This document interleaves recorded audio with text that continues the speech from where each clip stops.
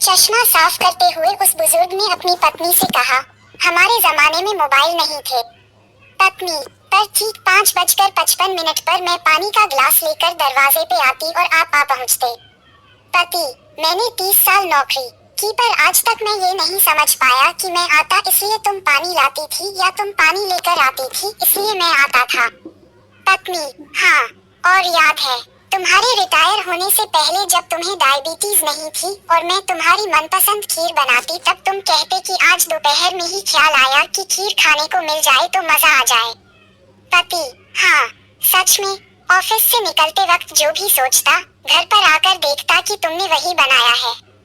पत्नी, और तुम्हें याद है जब पहली डिलीवरी के वक्त मैं मैके गई थी और जब दर्द शुरू हुआ मुझे लगा काश तुम मेरे पास होते और घंटे भर में तो जैसे कोई ख्वाब हो तुम मेरे पास थे।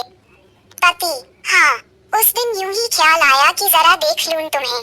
पत्नी, और जब तुम मेरी आंखों में आंखें डालकर कविता की 2 लाइनें बोलते। पति, हाँ, और तुम शर्मा के पलकें झुका देती और मैं उसे कविता की लाइन समझता।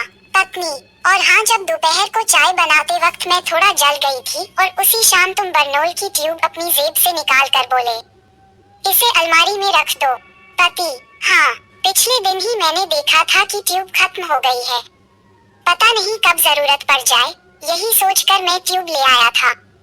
पत्नी, तुम कहते आज ऑफिस के बाद तुम वहीं आ जाना, सिनेमा देखेंगे और खाना भी बाहर खा लेंगे। पति, और जब तुम आती तो जो मैंने सोच रखा हो तुम वही साड़ी पहन कर आती। फिर नजदीक जाकर उसका हाथ थाम कर कहा, हाँ, हमारे जमाने में मोबाइल नहीं थे पर हम दोनों थे। पत्नी, आज बेटा और उसकी बहू साथ तो होते हैं पर बातें नहीं, व्हाट्सएप होता है, लगाव नहीं टैग होता है, केमिस्ट्री नहीं कमेंट होता है, लव नहीं लाइक होता है, मीठी नोकझोंक नहीं अनफ्रेंड होता है, उन्हें बच्चे नहीं candy crush saga, temple run और सबवे सरफेस चाहिए।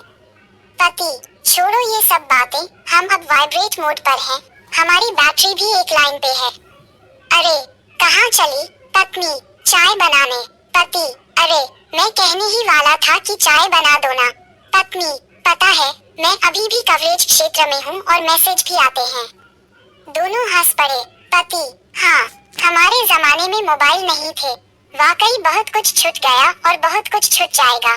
शायद हम अंतिम पीढ़ी हैं जिसे प्रेम, स्नेह, अपनेपन, सदाचार और सम्मान का प्रसाद वर्तमान पीढ़ी को बांटना पड़ेगा। जरूरी भी है। किसी को बुरा लगे तो माफी चाहूंगा। आपको हमारी प्रस्तुति कैसी लगी? अपने अनमोल विचार कमेंट्स में जरूर दीजिएगा। ऐसी ही और दिलचस्प, मार्मिक, प्रेरणादायक, मर्मस्पर्शी प्रस्तुति के लिए आप हमारे YouTube चैनल सब्सक्राइब कर सकते हैं। धन्यवाद। आपका शुभचिंतक Santosh Kumar Sonkar, my YouTube at your well wisher।